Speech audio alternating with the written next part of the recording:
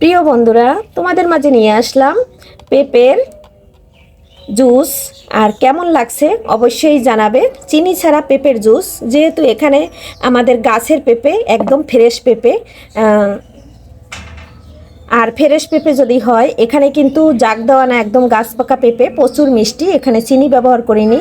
একটা গ্লাসে বরফ দিয়ে নিয়েছি আর একটা গ্লাস বরফ ছাড়া, কারণ আমার প্রচুর ঠান্ডা, আমি বরফ দেওয়া তো খাবো না, নর্মাল জল দিয়ে বানিয়ে নিয়েছি, সেটাই খাবো। আর ছেলে কিন্তু বরফ দেওয়া গ্লাসটা খেয়ে নেবে। আর আমাদের কিন্তু ভীষণ প্রিয় পেঁপে। আর কার কার পেঁপে পছন্দ অবশ্যই জানাবে।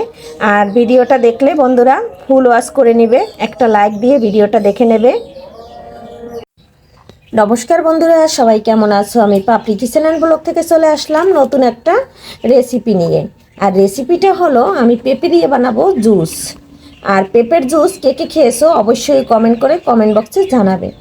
কাছে এবং দূরে, দেশ ও দেশের বাহির থেকে যারা আমার ভিডিও দেখছো এবং সুন্দর সুন্দর কমেন্ট করছো, অনেক অনেক ভালোবাসা দিচ্ছ, তাদের জন্য অনেক অনেক শুভকামনা এবং আশীর্বাদ রইল। এখন আমি পেঁপেটা খুব সুন্দর করে কেটে নেব। তবে আমি হাত দিয়ে যেহেতু ক্যামেরা ধরি, তাই তোমাদের কাটাটা দেখাচ্ছি না, কেটে বন্ধুরা আসতেছি। আর কেটে মা আর ছেলে দুইজনে মিলে জুস বানিয়ে খেয়ে নেব। তবে পেঁপে প্রচুর মিষ্টি, বাবার বাড়ির থেকে পাঠিয়েছে, বাবার ভালোবাসা লেগে আছে। আর এই পেঁপের জুসে আমি কোনো দেব না চিনি, তার কারণ আমার প্রচুর ঠান্ডা লেগেছে, ঠান্ডায় আমি কথা বলতে পারতেছি না। চিনি ছাড়া জুস বানিয়ে মা ছেলে খেয়ে নেব। আর সাথে থাকো, দেখতে থাকো বন্ধুরা। পেঁপেটা দেখো কেটে নিয়েছি, আর অর্ধেকটা কেটে নিয়েছি। এভাবে আগের দিনে মা পেঁপে কেটে আমাদের খেতে দিত। আর এইভাবে পেঁপে আমরা নরম হয়ে যাইতো, পেঁপে কিন্তু ছালাতো না, যার যে ভাগ করে দিয়ে দিত। তখন আমরা কি করতাম, আতিগুলান ফেলে তারপর আমরা সবাই পেঁপেগুলা খেয়ে নিতাম। আর সেইভাবে কিন্তু মায়ের মতো পেঁপে কেটে নিলাম। কেমন লাগছে বন্ধুরা অবশ্যই কমেন্ট করে জানাবে। এইভাবে কিন্তু পেঁপে কাটা। আর আগে কিন্তু 10 গ্রামের মানুষ এভাবেই পেঁপে কেটে সবাইকে খেতে দিত, হাত লাগাতো না।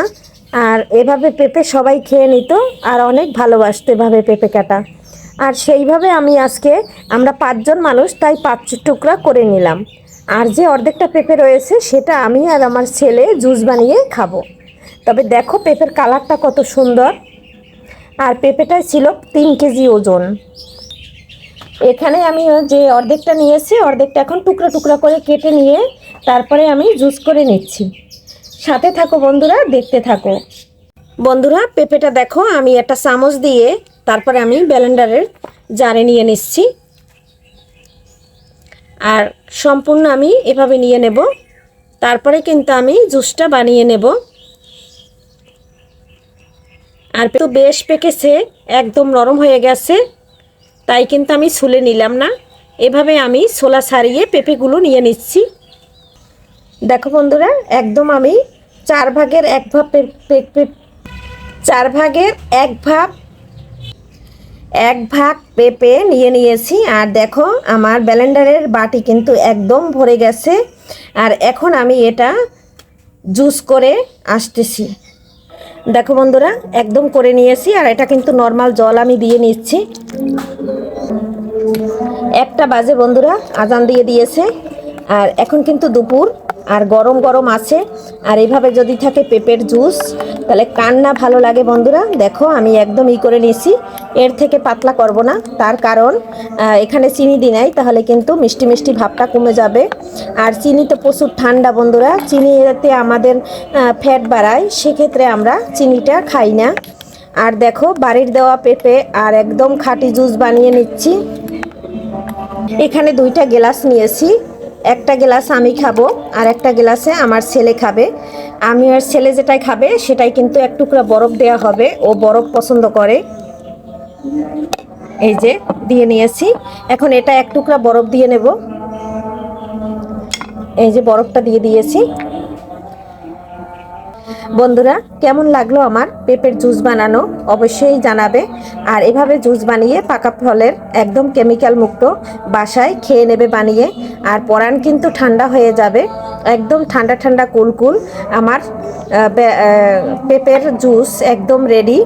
আর কেমন লাগছে বন্ধুরা? আমার কাছে তো ভীষণ ভালো লাগছে, আর তোমাদের কাছে কেমন লাগছে বলতে পারো। আজকে বন্ধুরা এখানেই ভিডিওটি শেষ করছি, পরবর্তীতে দেখা হবে নতুন কোনো ভিডিও নিয়ে। এ পর্যন্ত সবাই ভালো থাকবে, সুস্থ থাকবে, আর শরীরের দিকে খেয়াল নেবে। আর আমার মতো এই প্রচুর গরমে বানিয়ে খেয়ে নেবে যে কোনো ফলের জুস। ঘরে যদি থাকে যে কোনো ফল বানিয়ে নেওয়া যায় অটোমেটিক জুস। আজকে এখান থেকে বিদায় নিচ্ছি বন্ধুরা, বাই বাই।